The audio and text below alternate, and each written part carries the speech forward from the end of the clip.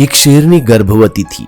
गर्भ पूरा हो चुका था, मगर एक दिन कुछ शिकारियों ने उस शेरनी पर घात लगाकर हमला कर दिया। शेरनी शिकारियों से भागने के लिए छलांग लगा ही रही थी कि छलांग के बीच में ही उसे बच्चा हो गया।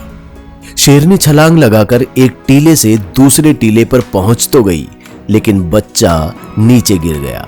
नीचे भेड़ों की एक कतार गुजर रही थी। वो बच्चा उस झुंड में पहुंच गया। था तो शेर का बच्चा, लेकिन फिर भी भेड़ों को दया आ गई और उसे अपने झुंड में मिला लिया। भेड़ों ने उसे दूध पिलाया, पाला पोसा। शेर अब जवान हो गया था। शेर का बच्चा था तो शरीर से भी शेर ही हुआ, लेकिन भेड़ों के साथ रहकर वो खुद को भेड़ मानकर ही जीने लगा था। एक दिन उनके झुंड पर एक शेर ने धावा बोल दिया।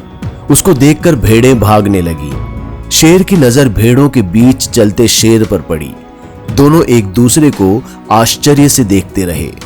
सारी भेड़ें भाग गईं। शेर अकेला खड़ा रहा। दूसरे शेर ने इस शेर को पकड़ लिया। ये शेर होकर भी रोने लगा, मिमियाया, गिड़गिड़ाया कि मुझे छोड़ दो, मुझे जाने दो।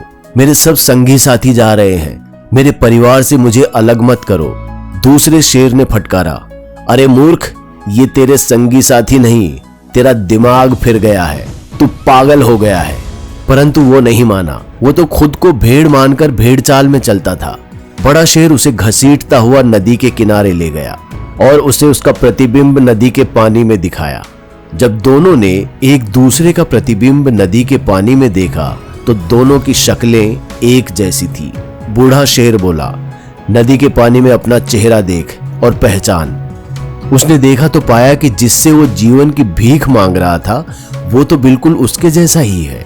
तब उसे बोध हुआ कि मैं तो भेड़ नहीं हूं, मैं तो इस सिंह जैसा ही बलशाली और तगड़ा हूं। उसका आत्म अभिमान जाग गया और फिर उसने आत्मबल से भरकर भीषण गर्जना की।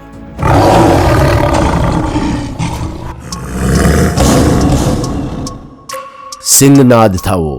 ऐसी गर्जना उठी उसके भीतर से कि उससे पहाड़ भी कांप गए, बूढ़ा शेर भी कांप गया।